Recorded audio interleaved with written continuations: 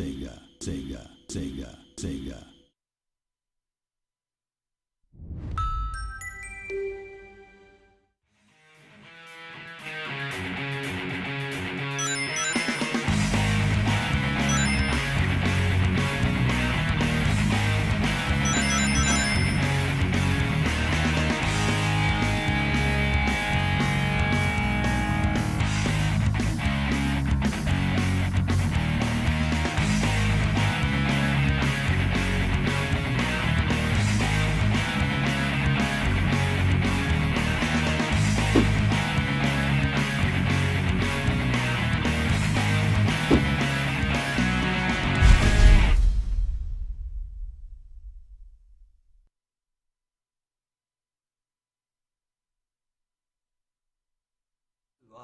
Sonic Adventure 2 is really a much more streamlined game than Adventure 1.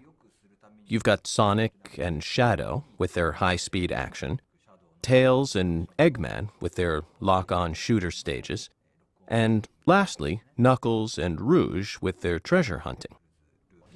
I especially like the latter half of the game where the hero side and dark side converge, and the characters team up for that final stage.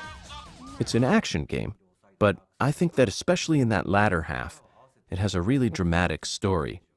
Back in Adventure 1, there were all sorts of things I wished I could have done, and when we made Adventure 2, I was finally able to put them in there. We wanted to add a game element that fans would want to come back and play again and again. So that's why we implemented the whole Chow system. The Chow are these creatures that evolve as you progress through the game. They undergo changes like they'll grow wings or become a lot faster, and so the initial base Chow can't have any special characteristics that make it stand out in any way. Personally, I'm not all that good when it comes to coming up with things that are cute and cuddly, but one of the female artists on my team came up with some ideas to fit what we needed. She's presenting the ideas to us. At that point, none of us could really tell if they were appealing or not. All we said was, "Oh, okay." But once we put it all together, and you could see them moving around on the screen and coming to life, I thought, yeah, that's good. I don't know if this is something we've ever told anyone, but back when we were working on Sonic Adventure 2, we were living in San Francisco. So we had cars, but sometimes we'd get a little careless, and every so often we'd get hit with parking tickets.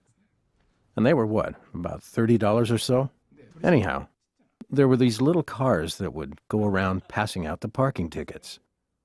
And these people were just doing their job, but still, every single time we'd get a parking ticket, we'd be thinking, there goes another $30. So, in one of the stages of the game, this little car shows up, and Sonic can attack it and just destroy it. It's like, all right, revenge.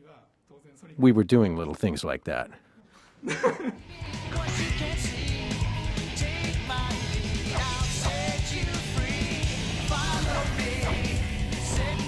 Back in the Genesis days, there wasn't really a lot of communication going back and forth between the development teams that were in Japan and the marketing teams that were in the US or Europe. Sonic as a character has had something about him that's more Western than Japanese. It actually wasn't very rare for us to find out after the fact that the names of characters or other things had been changed to something completely different. And back on the Genesis, the only change had been that Dr. Eggman had become Dr. Robotnik. With Sonic Adventure, for the first time in the series, we had voiceover and the ability to tell more of a story within the game itself. And so we figured, well, let's take advantage of this opportunity to fix this whole Dr. Robotnik thing. The way we did it was we essentially told the audience, okay, his name is Dr. Robotnik, and that hasn't changed. But Dr. Eggman is a nickname that the other characters call him. Dr. Eggman is an engineering genius who develops all sorts of robots with a wide range of functionality. And designing each of those was really fun. In the end, though, his creations always get destroyed by Sonic. You've got the whole boom, boom, boom, boom, boom.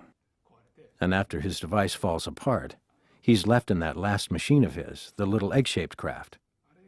In the end, that's the only thing that ever keeps him safe. So he takes all these ideas and puts all this money and effort and whatnot into making some new contraption, and Sonic still always just destroys it in the end.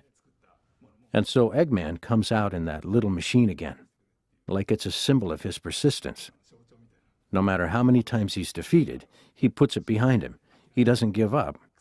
He just runs off going, "Curses," and heads off to fight Sonic another day.